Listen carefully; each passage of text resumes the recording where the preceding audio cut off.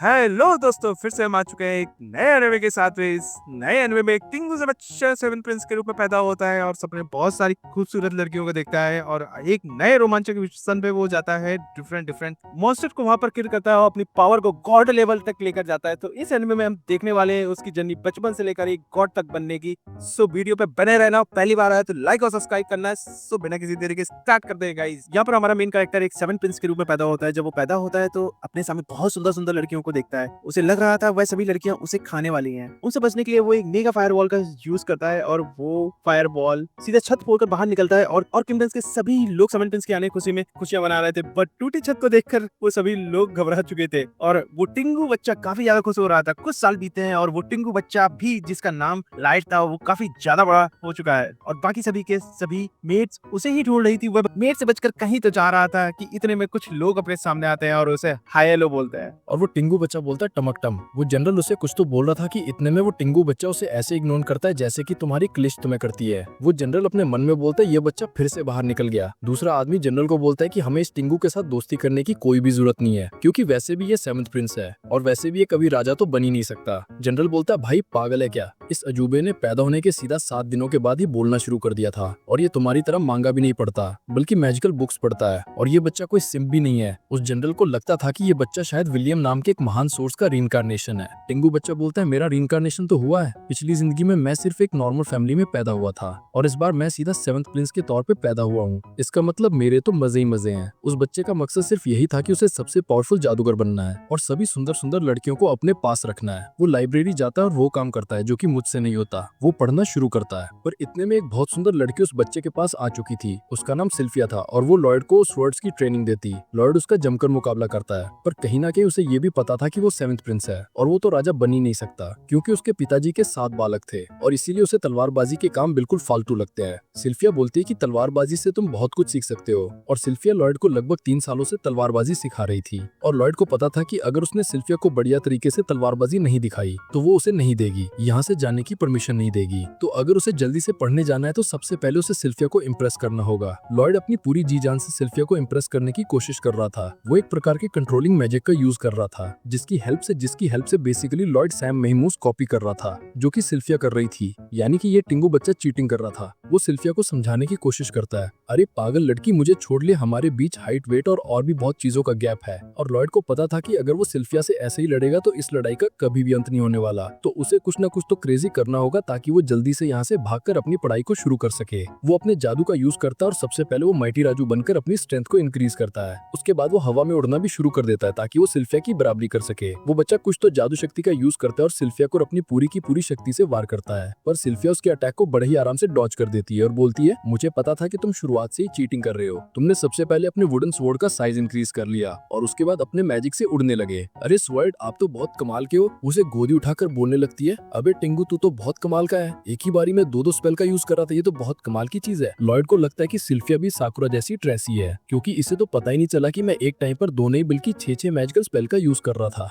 और उसके अगले सीन में लॉयड जन्नत में था। वो अपनी सभी के सभी मेट्स के साथ स्नान कर रहा था। भाग एक बार तो मुझे भी प्रिंस बनना है। और अभी वो बच्चा सिर्फ नादानी था और इसीलिए वो जन्नत से जाना चाहता था ताकि वो पढ़ाई कर सके। इतने में कुछ मेट्स बोलती हैं, अगर तुम हमारे साथ एकदम अच्छे बच्चे बनकर नहीं रहोगे तो हम तुम्हें फॉरबिडन लाइब्रेरी में डीमन के पास छोड़ लेंगे। लॉर्ड जानना चाहता था कि आखिरकार फॉरबिडन लाइब्रेरी है क्या और जिस राक्षस की बात ये मेट्स कर रही हैं वो चीज है क्या। वो सभी के सभी मेट्स लॉर्ड को बताती है कि बहुत सालों पहले एक बहुत खतरनाक डीमन ने पूरी के पूरे किंगडम को नष्ट कर दिया। अबे डिस्ट्रॉय अंग्रेजों, पर कुछ शक्तिशाली जादूगरों ने उस डीमन को एक किताब में सील कर दिया और तब से ही वो डीमन हमारी लाइब्रेरी में ट्रैप्ड है और उस डीमन का नाम ग्रीमोर है। वो मेड उसे बोलती है, ओए टिंगू क्या तेरा सब कुछ टिंगू ही है। सिल्फिया बोलती है कि ये सब कुछ बच्चों को डराने की कहानियां ही है और ऐसा कुछ भी नहीं है। इतने में एक मेड बोलती है, प्रिंस लॉर्ड आज अब मेरे साथ सोएगी। और इस बात को लेकर कि आखिरकार प्रिंस लॉर्ड आज किसके साथ सोएगी, उन सभी के सभी मेट्स के बीच लड़ाई शुरू हो जाती है और मौका देखते ही वो टिंगू बच्चा वहाँ से निकल जाता है, क्योंकि ये बच्चा मेरी ही तरह एकदम सिग्मा मेल है और अब इसे उस डीमन को ढूंढने के लिए फॉरबिडन लाइब्रेरी में जाना है। लॉर्ड अदृश्य मैजिक का यूज करके अरे इनविजिबल अंग्रेजों फॉरबिडन लाइब्रेरी में जाने की कोशिश करता है। वो गेट तक पहुंचता है और वहाँ पर वो बिल्कुल तुम्हारी तरह एकदम सुस्त गार्ड्स को देखता है और वो गार्ड्स काफी नींद में थे। तभी एक बंदा बोलता है, ओए उठ जाओ, ओए तुझे पता नहीं इस लाइब्रेरी में बहुत खतरनाक डीमन है, वो सब कुछ तबाह कर लेगा। पर लॉर्ड उसे बच बचाकर खूफे तक आने तक पहुंच चुका था। वहीं वो फालतू गार्ड्स बोल रहे थे उस लाइब्रेरी के अंदर कोई भी नहीं जा सकता, क्योंकि उस लाइब्रेरी के गेट में एक बहुत पावरफुल सीलिंग मैजिक लगा है और उसे स्वयं माइटी राजू ही तोड़ सकते हैं। पर अचानक से लॉर्ड अपने मैजिक मैजिक से एक सेकंड के अंदर ही उस सील को तोड़ देते हैं और लाइब्रेरी में एंटर होता है। तभी एक उड़ती उड़ती बुक उसके पास आती है और उसमें से एक बहुत खतरनाक आत्मा बाहर आती है और उसे बोलती है, मैं काफी ज्यादा इम्प्रेस्ड हूँ कि तुमने गेट वाली सील को तोड़ लिया। मेरा नाम ग्रिमोर है और टिंगू तेरा नाम क्या है? लॉयड उसे अपना नाम बताता है और उसके बाद ग्रिमोर उस टिंगू से सीधा काम की बात करता है और बोलता है, अगर तुमने मेरी सील को तोड़ा तो बहुत मजा आएगा और मैं हमेशा हमेशा के लिए आजाद हो जाऊंगा, और अगर तुमने ऐसा किया तो मैं तुम्हें सिल्फिया दूंगा। पर लॉयड बोलता है, मैं कोई सिंप नहीं हूँ। ग्रिमोर को समझ आता है कि ये बच्चा बच्चा नहीं बल्कि बच्ची है और वो उसे कुछ सोने के सिक्के देता है। पर लॉयड उन्हें उठाता और बोलता है कि तुम्हारा मैजिक तो साकुरा से भी ज्यादा बुरा है और तुमने बस मिट्टी को सोने में बदला है। और ये सुनकर ग्रिमोर बिल्कुल बावला हो चुका था, क्योंकि उसे समझ ही नहीं आ रहा था कि आखिरकार इस बच्चे को जिंदगी में चाहिए क्या। ना इसे सिल्फिया की चाहिए, ना इसे गोल्ड चाहिए और ना ही तो कुछ और अब तो लॉयड को ग्रिमोर में ज्यादा इंटरेस्ट भी नहीं आता और वो दरवाजे में जाकर फिर से सील लगाने के बारे में सोच रहा था। पर ग्रिमोर उसे लाख बार समझाने की कोशिश करता है, अरे सर प्लीज मुझे आजाद कर दो, अभी तो मेरी शादी भी नहीं हुई है। तो ग्रिमोर लॉयड को लालच देने की कोशिश करता है और बोलता है कि अगर तुमने मुझे आजाद किया तो मैं तुम्हें हैरी पॉटर के जमाने का जादू सिखाऊंगा। और लॉयड को इस पूरी की पूरी जिंदगी में सिर्फ जादू ही ऐसी चीज थी जो कि उसे अच्छी लगती थी और लॉयड भी अब उसे खोलने के लिए मान जाता है। वो अपने मैजिक का यूज करके ग्रिमोर को आजाद करता है और ग्रिमोर कोई खतरनाक मॉन्स्टर नहीं बल्कि सस्ता कौरमा था और अब वो फाइनली आजाद हो चुका था। और इतने में वो पापाई बच्चा बोलता है, तुम्हें पता है ना, तुम्हें मुझे हैरी पॉटर वाला मैच ही सिखाना होगा। विंगारियम चिड़ियों सस्ता कौरमा बोलता है, अरे बिल्कुल भारी, मुझे याद है। वो लॉयड पर एक बहुत खतरनाक जादू का अटैक करता है जिससे कि पूरी की पूरी लाइब्रेरी तहस नहस हो जाती है। उस सस्ते कौरमे को लग रहा था कि वो टिंगू बच्चा मर चुका है और बोलता है, हाकल के बच्चे तो बड़े ही नादान है और उसे तो इस घटिया किस्म के मैजिक से थोड़ी भी खरोच नहीं आती। उल्टा वो बोलता है, ये तो बहुत मजेदार जादू है, मुझे भी इसे करना जरूर सिखाना। वो लॉयड पर अपनी अलग अलग मैजिकल स्पेल का यूज करता है पर लॉयड को तो उनसे कुछ भी नहीं होता। उसके बाद वो सस्ता कौरमा नाचते नाचते फिर से लॉयड पर अटैक करना शुरू कर देता है। उल्टा वो तो इस डेमोरी के डांस से काफी ज्यादा खुश हो रहा था। लॉयड उसके अटैक को अपनी एक ही उंगली से पकड़ता है और ये टिंगू बच्चा मैजिक के पीछे बिल्कुल बावला हो चुका था। वो उसके मैजिक को एग्जामिन करता है, उसकी उंगली बिल्कुल इंजर्ड हो चुकी थी और ये सब कुछ देखकर ग्रिमोर बिल्कुल बावला हो चुका था। और उसके बाद वो फाइनली कुछ बंगाली वाले काले जादू का इस्तेमाल करता है और जिस डीमन के पास 2 सींग होते हैं वही इस किस्म के मैजिक को यूज कर सकते हैं। मैजिक का यूज करते करते ग्रिमोर की तो जान निकल चुकी थी और लॉयड तो बहुत ज्यादा मजे में था। ये देखकर ग्रिमोर को काफी ज्यादा डर लग चुकी थी। वो सोचता है कि आखिरकार ये बच्चा पैदा कैसे हो गया और अब ग्रिमोर वहाँ से भागने की कोशिश करता है पर लॉयड अपने बैरियर की हेल्प से उसे पकड़ लेता है और ग्रिमोर तो यही सोच रहा था, leave me alone please, leave me alone, leave me alone please. Lloyd अपने जुजुत्सु की हेल्प से उस पर अटैक करता है जिससे कि सस्ते कुरमे की चटनी बल चुकी थी। लॉयड अपने मैजिक का यूज करके लाइब्रेरी को फिर से रिपेयर कर देता है और ये देखकर ग्रिमोर की पूरी तरीके से फट चुकी थी। वो बोलता है, अरे मास्टर, मैं तो एक छोटा सा बस 500 साल का बच्चा हूँ, प्लीज मुझे माफ कर दो और हाँ, मैं आपका बस सर्वेंट बनकर रहूंगा। लॉयड ग्रिमोर के साथ एक पप्पी के जैसे खेलना शुरू कर देता है और ग्रिमोर अपनी फटी हालत में बोलता है, मास्टर माफ कर दो मेरे छोटे छोटे बीवी बच्चे और प्लीज मुझे अपना फेमिलियर बना लीजिए। कि ग्रिमोर अपने आप को एक अजीब से पॉकीमोन में कन्वर्ट करता है और पता नहीं क्यों ग्रिमोर लॉयड को सब कुछ देने के लिए तैयार हो चुका था। लॉयड ग्रिमोर को अपने जेब में रखता है और सुनकर ग्रिमोर काफी खुश हो चुका था। वो सोचता है कि ये बहुत बुद्धू बच्चा है क्योंकि जितना भी मैं इसके पास आऊंगा उतना ही इजी इसे कंट्रोल करना होगा। वो उसे कंट्रोल करने की कोशिश करता है पर वो देखता है कि लॉयड का माना तो काफी ज्यादा डेंजरस है और अब उसकी पूरी की पूरी तरीके से फट चुकी थी और लॉयड तो इस पूरी की पूरी दुनिया का पापा है। लॉयड वहाँ से निकलता है और अगले दिन एक बंदा सूट बूट पहनकर लॉयड के पास आता है और वो उसे ट्रेनिंग करने के लिए बुलाता है। वो उसका बड़ा भाई था जिसका नाम अल्बर्ट है। वो उसे ट्रेनिंग करने के लिए एक मैदान में जाता है और वहाँ अल्बर्ट अपनी अदाओं से टारगेट पर फायरबॉल मारना शुरू करता है और वो बारी बारी करके सभी टारगेट्स को डिस्ट्रॉय कर देता है और ये देखकर सभी के सभी लोग उसकी बहुत तारीफ करते हैं और लॉयड ग्रिम को बताता है कि अल्बर्ट सेकंड प्रिंस है और वो काफी ज्यादा खतरनाक भी है। अभी लोग उसकी काफी ज्यादा रिस्पेक्ट भी करते हैं और उसी के साथ साथ बहुत से लोग तो ये भी मानते हैं कि एक दिन जरूर ये राजा बनेगा। और भाई पता नहीं लॉयड लड़का है या फिर लड़की, और अब लॉयड की बारी आ चुकी थी और वैसे भी उसे किंग बनने का कोई भी शौक नहीं था, तो इसलिए वो अपने जुत्सु का यूज करके सिर्फ टारगेट्स को टच ही करता है। और ये देखकर वो काफी ज्यादा शॉक्ड हो चुका था क्योंकि उसे लग रहा था कि कल रात तो इसने मुझ जैसे पावरफुल मॉन्स्टर की पुंगी बजा ली और आज ये एक टारगेट को डिस्ट्रॉय नहीं कर सकता। ये देखकर कुछ नादान मनुष्य उस पर हंसना शुरू कर देते हैं।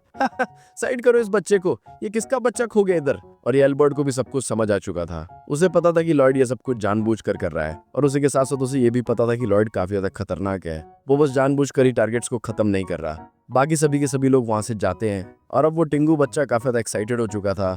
अब वो सोचते हैं कि अब मैं ग्रिम का 2 मुंह वाला जादू करूंगा। वो पकीमोन बोलता है, तुम्हारे लिए करना बिल्कुल इम्पॉसिबल है क्योंकि इसे परफॉर्म करने के लिए बंदे के 2 मुंह चाहिए। लॉयड बोलता है, पापा को मत सिखा।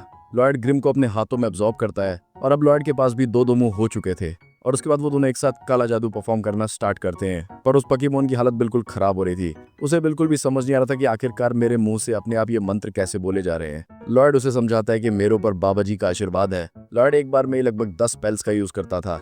वो उसे बोलता है भाई पागल है क्या, एक महान जादूगर भी एक टाइम पर सिर्फ 4 स्पेल्स का यूज कर सकता है। लॉयड बोलता है पापा को मत दिखा। उसके बाद लॉयड फिर से काला जादू करने का ट्राई करता है। वो ग्रिमवॉर अपने मुंह से सेम जादू मंत्र बोल रहा था और उसके बाद वो उस काले जादू को परफॉर्म करता है। लॉयड की बेमिसाल पावर को देखकर ग्रिम भी एकदम पागल हो चुका था। उसे बिल्कुल भी अपनी आंखों पर विश्वास नहीं हो रहा था कि एकदम नित्तू सा बालक भी इतना सब कुछ कर सकता है। वो पावर काफी ज्यादा खतरनाक थी। उसे लगता है कि अगर उसने उस पावर को सामने मारा तो पूरा का पूरा अर्थ ही डिस्ट्रॉय हो जाएगा, और इसलिए एन वक्त पर वो उस पावर को आसमान की ओर फेंक देता है। और वही एक बंदा एल्बर्ट को बोलता है कि हमें सेवेंथ प्रिंस पर इतना ध्यान नहीं देना चाहिए क्योंकि वो तो अभी एक बच्चा ही है, और वैसे भी वो तो कभी राजा बन ही नहीं पाएगा। अल्बर्ट उसे बोलता है अगर तुम बुद्धू हो तो सबको अपनी तरह बुद्धू मत माना करो, क्योंकि अल्बर्ट काफी ज्यादा खतरनाक है और जो मैजिक आज लॉयड ने किया है वो काफी ज्यादा खतरनाक है, उसे तो मैं भी परफॉर्म नहीं कर सकता। अल्बर्ट लॉयड को बहुत महान मानता था और उसका मानना यह था कि एक दिन जरूर लॉयड एकदम पावरफुल मेज बनेगा और वो फ्यूचर में अल्बर्ट के जरूर काम आएगा। एक बंदा खिड़की के बाहर देखता है और देखता है कि आसमान में पूरा का पूरा अंधेरा मच चुका है। ट्रेनिंग ग्राउंड पूरी की पूरी तरीके से तबाह हो चुका है और ये सब कुछ लॉयड का ही कारनामा था। और उस बच्चे के मैजिक से आसमान ही फट चुका था, क्योंकि उसने अपने मैजिक को आसमान की ओर जो मारा था उस पोकेमॉन की तो पैंटे गीली हो चुकी थी। लॉयड जल्दी से अपने मैजिक का यूज करके आसमान को रिपेयर करता है और अब ग्रिम को भी समझ आ चुका था कि ये टिंगू बालक काफी ज्यादा खतरनाक है, और अब से ग्रिम भी अपने बॉस यानी कि उस टिंगू बच्चे का ख्याल रखता था। वो लोग लाइब्रेरी में बैठकर चिल ले रहे थे। कितने में ग्रिम बोलता है बॉस आप न्यूज़पेपर में आ गए, पर यहीं पर लॉयड देखता है कि एक सुंदर लड़की ने डंजन्स क्लियर कर लिया है और उसकी न्यूज़ न्यूज़पेपर में छपी है, और अब वो भी उस लड़की के पास जाकर मजे करेगा। वो डिसाइड करता है कि वो भी डंजन में जाएगा और वहां से खजाना लाएगा। वो पोकेमॉन उसे बोलता है कि अगर तुम यहाँ से जाओगे तो सिल्फिया की गोदी कौन चढ़ेगा। मतलब सिल्फिया के साथ साथ बाकी लोग भी काफी ज्यादा घबरा जाएंगे कि आखिरकार तुम हो कहाँ। इतने में लॉर्ड ग्रिम को बोलता है पापा को मत सिखा। वो एक मूंगफली को अपने सामने फेंकता है और वहां पर उसी की एक डुप्लीकेट डॉल आ चुकी थी। वो पोकेमॉन को बोलता है ये मेरी तरह दिखता है और उसी के साथ साथ इसके एक्शंस भी मेरी तरह हैं, और उसके बाद वो दोनों बच्चे नाचने लगते हैं। पोकेमॉन बोलता है फिर तो बढ़िया है, तुम डंजन में चले जाओ और ये डॉल यहाँ पर रहकर सिल्फिया के साथ मजे करेगी। लॉयड उसे बताता है कि करना बहुत मुश्किल है क्योंकि सिल्फिया मेरे अंग अंग से वाकिफ है और उसे पहले ये पता चल जाता है कि मैं नहीं बल्कि कोई और ही है। एक दिन वो बता रही थी कि कुछ छोटी चीजें काफी ज्यादा बड़ी हो रही हैं और वो डॉल फिर से नाचने लगी, तो इसीलिए लॉयड पोकेमॉन की आत्मा को निकालकर उस डॉल में डाल देता है और खुद डंजन की ओर जाता है। और ग्रिम जो कि डॉल की बॉडी में था वो अपनी अदाओं की हेल्प से मेड को इम्प्रेस करता है, और इतने में ग्रिम का दिमाग चलता है। वो सोचता है कि अभी वो टिंगू बच्चा तो उस किंगडम में है नहीं, तो मैं पूरे के पूरे किंगडम को ही बर्बाद कर लूंगा। पर लॉयड उसे बोलता है कि मैं बहुत खुश हूँ ग्रिम जो तुम मेरे फेमिलियर बने, और ये सुनकर तो ग्रिम भी बिल्कुल पिघल चुका था और वो बोलता है बॉस जल्दी आना। लॉयड उड़ तो रहा था पर उसे पता ही नहीं था कि आखिरकार डंजन कहाँ मिलेगा, और इतने में ही वो नीचे देखता है और वहां पर उसे अपनी स्टोरी का प्लॉट मिलती है। एक सुंदर लड़की के पीछे बहुत से अजीब अजीब से पिगलिन पड़े थे और लॉर्ड उस लड़की की हेल्प करने के बारे में सोच रहा था, पर वो लड़की साडा नहीं थी। वो लड़की सबसे पहले तो एक पिगलिन को खत्म करती है और बारी बारी करके बाकी पिगलिन्स किसके भी अंजर पंजर को ढीले कर देती है, और लॉर्ड उसे बस दूर से ही निहार रहा था। लॉर्ड अपने मन में अजीब अजीब बातें सोच रहा था। अबे तेरी भाभी मिल गई। उस लड़की के पास शायरी के साथ साथ ही ब्रीदिंग स्टाइल्स भी थी और वो की का यूज कर रही थी। वो लड़की दूर से ही लॉयड को देख लेती है और उसे लग रहा था कि लॉयड उसका एनिमी है, तो इसीलिए वो जल्दी से लॉयड के पास जाती है। पर लॉयड ने तो अपना बेस जल्दी से बदल दिया था ताकि उस लड़की को ये पता न चले कि वो सेवेंथ प्रिंस से मिली है। लॉयड उस लड़की को अपना नाम रॉबर्ट बताता है और वो टिंगू बच्चा गेंजूसू का यूज कर रहा था, जिसकी हेल्प से कि उसने अपने भाई और अपने फेस को मिक्स करके रॉबर्ट नाम के प्राणी को बनाया था। और उसके बाद तुम्हारी भाभी अपना नाम टाओ बताती है और वो एक बी रैंक की हंटर थी, और टाओ तो बिल्कुल सिंप निकली। वो लॉयड के पीछे एकदम लड्डू हो चुकी थी। उसने अपनी जिंदगी के 18 साल ट्रेनिंग में वेस्ट कर दिए थे और आज तक उसका एक भी बॉयफ्रेंड नहीं रहा, तो इसीलिए अब उसने डिसाइड कर दिया कि वो लॉयड को अपना दिल देकर एकदम मजे करेगी। पर आज तक जिन लड़कों से भी वो मिली उन सभी लोगों ने उसके पिंक बालों को देखकर उसे किसी और को ही समझ लिया, और उसके पिंक बालों को देखकर मुझे भी किसी और की याद आती है, और इसलिए उन सभी के सभी लोगों ने इसे रिजेक्ट कर दिया था। पर अब उसने डिसाइड कर दिया कि वो लॉयड को अपना बॉयफ्रेंड बनाएगी। वो दोनों एक डंजन में जाते हैं जहाँ पर कि वो लोग हर एक मॉन्स्टर को बड़े आराम से मार देते हैं, और लॉयड और टाओ को बोलती है क्या तुम्हें कुछ देखकर अब मुझसे प्यार हुआ। पर लॉयड तो एकदम सिग्मा मेल था, वो तो पत्थरों को कलेक्ट करने में बहुत बिजी था, और टाओ तो बिल्कुल कवारा मन नहीं बनना चाहती थी, इसीलिए वो लॉयड पर लौंडाबाजी कर रही थी। वो लोग एक जगह पर बैठकर मीठी मीठी बातें करना शुरू करते हैं। उसके बाद वो लुगालू से चालू हो गई। वो लॉयड को की टेक्निक के बारे में बताती है जो कि डीम स्लेयर भी यूज करते हैं। उसके लिए उन लोगों को सबसे पहले किसी ब्रीथिंग स्टाइल को सीखना होगा, और उसके बाद लॉयड ये ट्राई करने की कोशिश करता है, पर तभी उसकी सांस अटकती है। टाओ ये देखकर बिल्कुल हैरान हो चुकी थी कि आखिरकार इसने ब्रीदिंग टेक्निक को इतनी जल्दी मास्टर कैसे कर लिया, क्योंकि उसे भी ब्रीदिंग टेक्निक को मास्टर करने में लगभग 5 साल लगे थे, और अब वो डिसाइड कर ली थी कि यही मेरे बच्चों का बाप बनेगा। और उसके बाद वो लॉयड को की का यूज करने से मना करती है क्योंकि काफी ज्यादा खतरनाक है, और अगर उसने ऐसा किया तो क्या पता वो कवारी मर जाएगी। लॉयड उसका थैंक यू, और उसके बाद टाओ लॉयड की स्माइल देखकर एकदम बावली हो चुकी थी, साली सिंप कहीं की। और वहीं दूसरी तरफ कैसल में ग्रिम के पास लीफिया आ चुकी थी और ग्रिम में देखकर बिल्कुल डर चुका था। वहीं टाउ डंजन के हर एक मॉन्स्टर को बड़े ही आराम से खत्म कर रही थी और अब वो लोग फाइनली ट्रेजर को लूट सकते थे क्योंकि वहां का बॉस भी अब मर चुका है। पर लॉर्ड यही सोच रहा था कि आखिरकार इस डंजन को बनाया कैसे होगा, और ये सोचते सोचते लॉर्ड ब्रीदिंग टेक्निक का भी यूज कर रहा था। और टाउ तभी बोलती है कि मुझे अपने सपनों का राजकुमार मिल गया। भाई बच्चा है वो लूट बॉक्स को खोलते हैं कितने में लॉर्ड नोटिस करता है कि उनकी तरफ कोई खतरनाक चीज अटैक कर रही है। लॉर्ड जल्दी से टाउ को बचाता है। तभी वो लोग देखते हैं कि वहां पर तो एक हड्डी पहलवान समन हो चुका है। लॉर्ड उस हड्डी पहलवान के बारे में पूछना शुरू करता है। पर टाओ उसे डंजन से बाहर जाने के लिए कहती है क्योंकि वो हड्डी पहलवान एक एस रैंक का मॉन्स्टर था। टाओ सोचती है कि मुझे लॉर्ड को कैसे भी इस डंजन से बाहर निकालना होगा क्योंकि हड्डी पहलवान काफी ज्यादा खतरनाक था। और टाओ के मन में तो यही था कि लॉर्ड एकदम बुद्धू बच्चा है, वो अपनी पावर से लॉर्ड को डंजन से बाहर फेंकती है। और वहीं दूसरी तरफ टाओ भी काफी ज्यादा हैरान, उसे बिल्कुल भी समझ नहीं आता कि आखिरकार एक बी रैंक के डंजन में एक एस रैंक का हड्डी पहलवान कैसे आ सकता है, क्योंकि इन लोगों को निपटाने के लिए तो कभी कभी एस रैंक के हंटर्स को भी आना पड़ता है और ये लोग तो एस रैंक के हंटर से भी काफी ज्यादा खतरनाक है। तो टाउ फैसला करती है कि वो उस हड्डी पहलवान से तब तक लड़ेगी जब तक कि वो लॉर्ड को सेफ नहीं कर देती, क्योंकि कहीं ना कहीं तो उसे भी पता ही था कि हड्डी पहलवान एक दिन जरूर उसे मार ही देगा। और लॉर्ड उड़ते उड़ते डंजन से बाहर आ रहा था और उसके मन में बहुत से विचार आ रहे थे कि आखिरकार ये क्या चीज है और आखिरकार ये हड्डी है कौन, ये कहाँ से आया और ये क्यों आया है। और उसके बाद लॉर्ड ग्रिम से जानने की कोशिश करता है, पर ग्रिम की हालत तो उससे भी ज्यादा खराब थी क्योंकि सिल्फिया ने ग्रिम के साथ जरूर कुछ न कुछ तो किया ही होगा। टाउ बहुत मेहनत करके हड्डी पहलवान से लड़ रही थी, पर वो हड्डी काफी ज्यादा खतरनाक था क्योंकि उसके पास काफी अनोखी पावर थी। उसे पता था कि अगर वो उसी डंजन में रही तो जरूर हड्डी पहलवान उसे मार देगा। वो अपने मन में यही सोचती है कि जरूर लॉर्ड डंजन से बाहर आ गया होगा और उसके बाद उस हड्डी से बचकर डंजन से बाहर जाने की कोशिश करती है। पर इतने में ही हड्डी बोलता है, मेरा नाम है हड्डी, क्या तुम बनोगे मेरी बड्डी, और वो भी मेरे पेट में जाकर, क्योंकि लगभग 100 साल पहले मैंने किसी की यूजर को खाया था। दरअसल उस हड्डी की पावर ये थी कि वो जिसको भी खाएगा उसकी पावर उसके पास आ जाएगी और उसके बाद वो उन लोगों की पावर का भी यूज कर सकता है। वो टाउ को खाने के लिए बिल्कुल भी नहीं समझता क्योंकि टाउ बिल्कुल वीक थी और उसे किसी भी हालत में लॉर्ड को खाना था क्योंकि वो लॉर्ड को खाने में काफी ज्यादा इंटरेस्टेड था। टाउ अपनी पावर से हड्डी पर अटैक करती है, पर उस हड्डी को तो कोई फर्क नहीं पड़ता। वो हड्डी भी बिल्कुल बावली पोस्ट थी। वो एक बैरियर को क्रिएट करता है और टाउ उस पर लात घुसे मारना शुरू कर देती है और आखिर में जाके फाइनली वो बैरियर टूट ही जाता है। पर उसे तोड़ने में तो टाउ की हालत बिल्कुल खराब हो चुकी थी। हड्डी उसके पीछे आता है और वो उसे बोलता है, तुम तो बिल्कुल साकुरा जैसी निकली, और वो उसे मारने वाला था कि इतने में टिंगू बच्चा वहां पर आ चुका था। और उसके बाद लॉर्ड अपने चारों ओर एक बैरियर को क्रिएट करता है और वो बैरियर काफी ज्यादा स्ट्रॉन्ग था और उसके बाद उन दोनों में एक बहुत तगड़ी सी बैटल शुरू होती है। पर लॉर्ड के पास काफी ज्यादा खतरनाक पावर्स थी। वो उसे अपनी हर एक पावर की हेल्प से चकमा दे रहा था क्योंकि उसे पता ही था कि उस पूरे के पूरे वर्ल्ड में सबसे स्ट्रॉन्गेस्ट है। और लॉर्ड तो उस हड्डी पहलवान को बिल्कुल भी सीरियस नहीं लेता, बल्कि वो तो हड्डी जी के मजे ले रहा था। वो उस पर अपने एक्सपेरिमेंटल अटैक से वार किए जा रहा था। हड्डी पहलवान लॉर्ड के बैरल पर बहुत ज्यादा अटैक कर रहा था, पर लॉर्ड काफी ज्यादा स्ट्रॉन्ग था और इसलिए वो उसके बैरल को तोड़ ही नहीं पाता।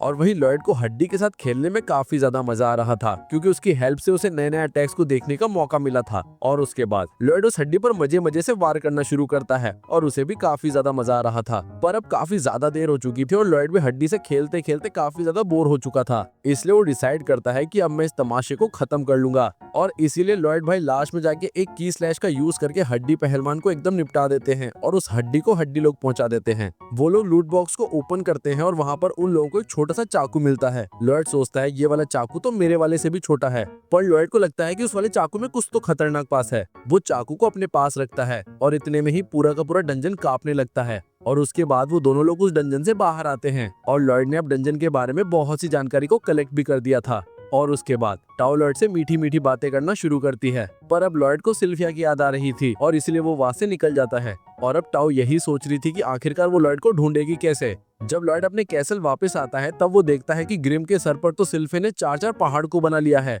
दरअसल ग्रिम सिल्फिया के साथ ट्रेनिंग कर रहा था और इसी के दौरान सिल्फिया ने उसके सर पर पहाड़ बना लिए। और सिल्फिया तो अपने मन में यही सोचती थी कि आखिरकार लॉर्ड इतना वीक कैसे हो सकता है। उसके बाद लॉर्ड ग्रिम को शांत बना देता है, भाई कुछ नहीं होता, मैंने भी बहुत लपेड़े खाए हैं। अगले ही सीन में लॉर्ड डंजन वाले चाकू पर कुछ तो जादू टोना कर रहा था। वो उसे सबसे पहले गर्म पानी में डालता है और वो देखता है कि उस पर तो इंचेंटमेंट लगी है।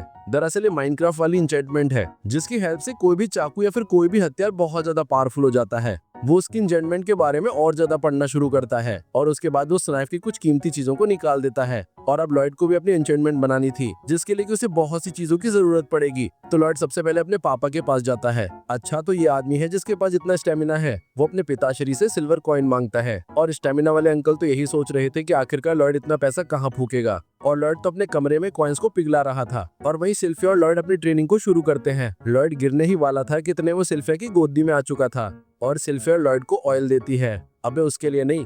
और सिल्फिया तो अपने मन में यही सोच रही थी कि आखिरकार लॉयड ऑयल से क्या करेगा। सिल्फिया उसे बोलती है कि उस दिन मैंने आपको कुत्तों की तरह मारा था और उसके लिए सॉरी, क्योंकि मुझे लगा था कि आप काफी ज्यादा वीक हो चुके हैं, पर अब मुझे ये देखकर काफी ज्यादा खुशी हो रही है कि आप तो और ज्यादा स्ट्रांग बन चुके हैं। और दूर से ग्रिम भी अपनी पुरानी बातों को याद कर रहा था कि कैसे सिल्फिया ने उसे मार मार कर लाल कर दिया था। सिल्फिया लॉयड को कुछ क्रेजी बताने वाली थी, कितने में लॉयड वहां से भाग जाता है। यार प्लॉट मिस हो गया। लॉयड एक कढ़ाई में ऑयल को मिक्स करता है और उसे लेपिस लजूली मिलती है और इस चीज का काम वेपन्स को इंचेंट करने में आता है। वो एल्बर्ट के पास जाता है और उससे कुछ हथियार मांगता है ताकि वो अपने इंचेंटमेंट उन हथियारों पर यूज कर पाए। और बाकी के सभी गार्ड्स अपने मन में रोने लगते हैं, क्योंकि उन्हें पता था कि इंचेंटमेंट करना किसी बच्चों के खेलते बिल्कुल भी नहीं है और उनकी स्वॉर्ड काफी ज्यादा नई थी और अगर इंचेंटमेंट करने में थोड़ी सी भी गलती हुई तो उनकी स्वॉर्ड बिल्कुल टूट जाएगी। पर डर के कारण वो लोग लॉयड को अपनी पूरी की पूरी स्वॉर्ड्स दे देते हैं और उसके बाद लॉयड उनके हथियारों का सत्यानाश करना शुरू करता है। लॉयड उन स्वॉर्ड्स पर लगभग किलो के हिसाब से इंचेंटमेंट करना शुरू करता है और लॉयड की इंचेंटमेंट की वजह से एक स्वॉर्ड तो टूट ही जाती है और उसके बाद वो इंचेंटमेंट करने के चक्कर में स्वॉर्ड्स की बलि लगाता है। वो बारी बारी करके बहुत से स्वॉर्ड्स को तोड़ देता है, क्योंकि वो एक स्वॉर्ड के अंदर ही बहुत सी इंचेंटमेंट्स को लगा रहा था। और तब उसे समझ आता है कि ये वाला मेटल काफी ज्यादा वीक है और ये मेटल एक से ज्यादा इंचेंटमेंट को बिल्कुल नहीं सह सकते। वो लोग मिलकर बहुत से एक्सपेरिमेंट करते हैं और आखिरकार कुछ स्वॉर्ड इंचेंटेड हो चुकी थी। वो एल्बर्ट के पास जाता है और उसके बाद वो एल्बर्ट को सभी की सभी इंचेंटेड स्वॉर्ड दे देता है। एल्बर्ट ये देखकर बिल्कुल शॉक्ड हो चुका था, पर गार्ड्स तो यही सोच रहे थे कि लॉयड ने ये सब कुछ बस फालतू में किया है। पर इतने में ही गार्ड अपनी तलवार को ध्यान से देखता है और उसके बिल्कुल होश उड़ चुके थे, क्योंकि वो स्वॉर्ड पहले से ही काफी ज्यादा पावरफुल हो चुकी थी और उसी के साथ साथ उस स्वॉर्ड की धार भी काफी ज्यादा खतरनाक हो चुकी थी। लॉयड एल्बर्ट को बोलता है कि मुझे देखना है कि आखिरकार ये स्वॉर्ड काम कैसे करती है। एल्बर्ट उसे बोलता है कि कर हम लोग मॉन्स्टर हंटिंग पर जाएंगे। वो सभी के सभी लोग अपनी पूरी की पूरी तैयारी करके फॉरेस्ट की ओर निकलते हैं ताकि वहाँ पर वो जाकर वो मॉन्स्टर हंटिंग कर सके और लॉयड को उसके इंचेंटेड स्वॉर्ड का कारनामा दिखा सके। सुबह सुबह ही लॉयड, सिल्फिया और एल्बर्ट फॉरेस्ट की ओर निकलते हैं, जो कि उन लोगों के किंगडम के ही करीब था और आखिर में जाकर वो फाइनली इस फॉरेस्ट तक तो पहुंच ही चुके थे। और लॉयड काफी ज्यादा एक्साइटेड था, क्योंकि आज वो अपने पूरे के पूरे जीवन में पहली बार देखने वाला है कि आखिरकार मॉन्स्टर कैसे दिखते हैं। वो सिल्फिया से पूछता है कि आखिरकार उसे मॉन्स्टर कब देखने को मिलने वाले हैं और सिल्फिया लॉयड को बताती है कि उसे मॉन्स्टर देखने के लिए थोड़ा वेट करना होगा। और सिल्फिया लॉयड काफी ज्यादा खुश थे। सिल्फिया एल्बर्ट को थैंक यू बोलती है, क्योंकि उसने ही लॉयड के साथ उसे आने को कहा था। एल्बर्ट सिल्फिया को बोलता है कि उसे मालूम है कि लॉयड और सिल्फिया के बीच क्या चालू है और लगता है सिल्फिया के मन में लॉयड को फ्यूचर हस्बैंड बनाने का मन है और वो अपनी फीलिंग को तब तक एक्सप्रेस नहीं करेगी जब तक कि लॉयड 18 साल का नहीं होगा। और उसके बाद एल्बर्ट सिल्फिया के फिर से टांग खींचना शुरू कर लेता है, पर इतने में ही सिल्फिया अपनी स्वॉर्ड को निकालती है, जिसे देखकर एल्बर्ट काफी ज्यादा डर चुका था। पर सिल्फिया ने वो तलवार एल्बर्ट को मारने के लिए नहीं, बल्कि उसे पता था कि उसके चारों ओर बहुत सारे मॉन्स्टर्स आ चुके हैं और उन लोगों को निपटाने के लिए सिल्फिया ने अपने स्वॉर्ड को निकाल दिया था। और पता नहीं क्यों ये मॉन्स्टर मेरे घर के कुत्ते लग रहे हैं। सभी के सभी नाइट्स भी उन कुत्तों से लड़ने के लिए बिल्कुल तैयार हो चुके थे और अब लॉयड को ऐसी एक्टिंग करनी पड़ेगी जैसे कि वो बहुत डरा हुआ है, ताकि किसी को भी उस पर शक न हो। पर सच तो ये था कि लॉयड को पहले ही पता चल चुका था कि वो मॉन्स्टर उनकी ओर बढ़ रहे हैं, क्योंकि उसने टाओ की सिखाई की टेक्निक को बिल्कुल मास्टर कर दिया था और उसी के हेल्प से वो अपने आसपास के मॉन्स्टर को रिसर्च कर सकता है। लॉयड को ये सब कुछ देखकर बहुत मजा आ रहा था, क्योंकि अब उन कुत्तों के और गार्ड्स की बहुत भयानक वाली लड़ाई शुरू होने वाली थी। इतने में ही ये गार्ड लॉयड की दी हुई स्वॉर्ड से उस कुत्ते को मारने की कोशिश करता है और वो कुत्ता तो भाई एक ही शॉट में खत्म हो जाता है। और अब सभी के सभी लोग लॉयड की स्वॉर्ड को देखकर काफी ज्यादा शॉक दे चुके थे। वो सभी के सभी खतरनाक नाइट्स भी अब ये देखकर काफी ज्यादा घबरा चुके थे कि उनके पास एकदम खतरनाक कयामत वाली स्वॉर्ड्स है। ये सब कुछ देखकर एल्बर्ट भी लॉयड की काफी ज्यादा तारीफ करता है, अरे मेरा छोटा भाई तो बहुत कमाल का है। और उसी के साथ साथ सिल्फिया भी लॉयड की काफी ज्यादा तारीफ करती है। पर लॉर्ड ने सिल्विया की स्वॉर्ड को बिल्कुल भी एन्चेंट नहीं किया था, पर ऐसा लग रहा था कि सिलिका को एन्चेंटमेंट वाली स्वॉर्ड की कोई भी जरूरत नहीं है, क्योंकि उसने तो अपनी नॉर्मल स्वॉर्ड से ही लगभग किलो के हिसाब से उन मॉन्स्टर को मार दिया था। इतने में ही एक मॉन्स्टर बच्चों का था और वो लॉर्ड की तरफ आगे बढ़ा था उसे मारने के लिए, पर इतने में ही वहां पर उर्फी जावेद आ जाती है और वो उस मॉन्स्टर को एक किक मारकर ही वहां से दूर भगा लेती है। और ये कोई और नहीं बल्कि टाऊ थी, क्योंकि उसने इस वाले एरिया में किसी हॉट लड़के को सेंस किया था और इसीलिए दौड़ते दौड़ते वो यहाँ पर आ चुकी थी। वो लॉयड को देखती है और लॉयड को देख के उसे रॉबर्ट की याद आती है, जो लड़का उसके साथ डंजन में था, यानी कि लॉयड ही। लॉर्ड ने तो सोच रखा था कि आज के बाद वो इस उर्फी जावेद से कभी मिलेगा नहीं, पर इतने में टाउ को सेंस हो जाता है कि कोई लड़का की का यूज कर रहा है और इसलिए वो दौड़ते दौड़ते यहाँ पर आ चुकी थी और उसे लॉयड पर काफी ज्यादा शक हो रहा है। लॉयड को निहारी देती है, वो सेंस करती कि उसके पीछे से कोई मॉन्स्टर अटैक कर रहा है, पर इतने में सिल्फा वहां पर आ चुकी थी और वो उस मॉन्स्टर को 1 सेकंड में ही खत्म कर लेती है। और सिल्फा टाउ को देखकर बहुत नाराज हो चुकी थी क्योंकि वो उसके फ्यूचर हस्बैंड के इतने पास खड़ी थी। वो उसे बोलती, ओए मुर्गी जावेद यहाँ से निकल जा। वो दोनों आंखों से लड़ना शुरू कर लेते हैं और अब टाउ भी उन लोगों के साथ मॉन्स्टर हंटिंग के लिए आगे बढ़ेगी। उसके बाद वो सभी के सभी लोग एक नदी के किनारे अपना टेंट लगाते हैं क्योंकि आगे जाकर उन्हें एक बहुत खतरनाक मॉन्स्टर से भिड़ना होगा। एल्बर्ट टाउ के पास जाता है और उसे अपने इंट्रोडक्शन देता है और कहता है कि मैं सेकंड प्रिंस हूँ। और ये देखकर टाउ बिल्कुल शॉक्ड हो चुकी थी क्योंकि उसे पता नहीं था कि एल्बर्ट एक रॉयल है। वो अपनी पुरानी करतूतों के लिए उसे माफी मांगती है और अब टाउ को एल्बर्ट काफी ज्यादा हॉट लग रहा था और इसलिए वो फिर से उस पर लौंडाबाजी करना शुरू करती है। पर टाउ तो रॉबर्ट के लिए कमिटेड थी, उसे किसी भी हालत में रॉबर्ट को ही ढूंढना था क्योंकि वो उसे काफी ज्यादा पसंद था। एल्बर्ट उसे बोलता है कि क्या मैं उसी की तरह दिखता हूँ जिसे कि तुम ढूंढ रही हो, पर टाउ उसे बोलती है तुम नहीं बल्कि वो टिंकू बच्चा उसकी जैसा काफी सिमिलर दिखता है। टाउ उस टिंकू बच्चे को ही ढूंढ रही थी, पर लॉयड तो एक कैंप के पीछे छिपा था। वो बिल्कुल भी ये नहीं चाहता था कि टाउ को ये पता चले कि लॉयड ही वही था जो कि उसे डंजन में मिला था।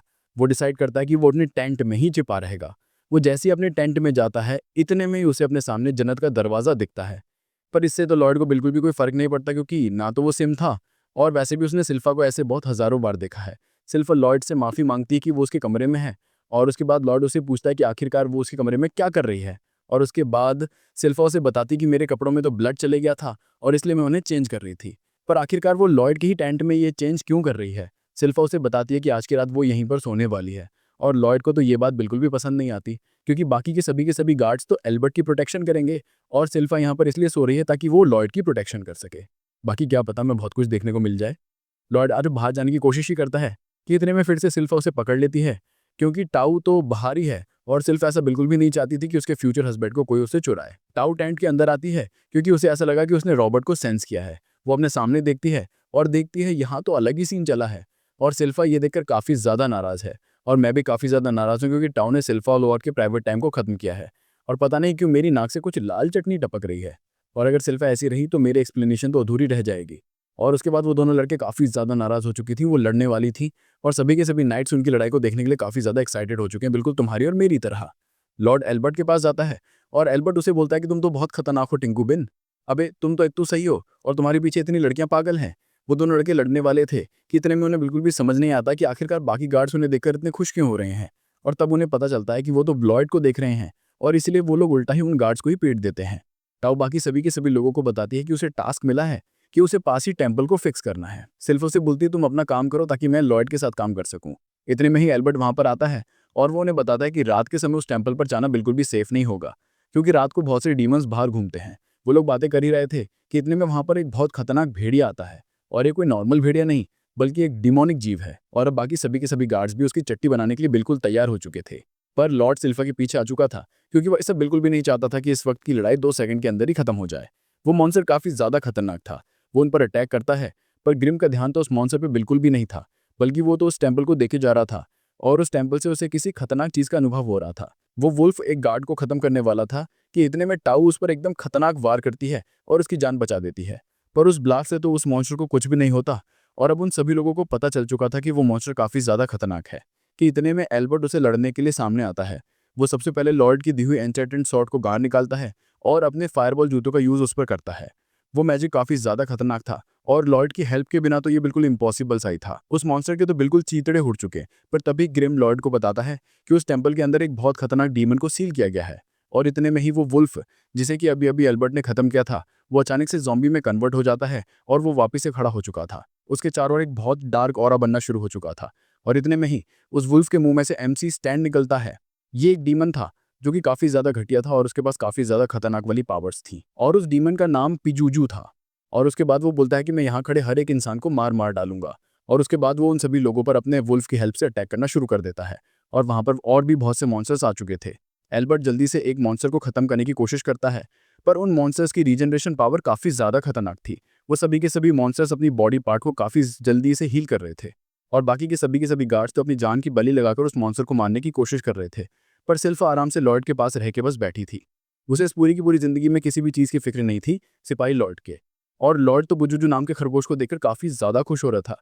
वो ग्रेम से पूछता है कि क्या उसने पुजुजू को अपनी पूरी लाइफ में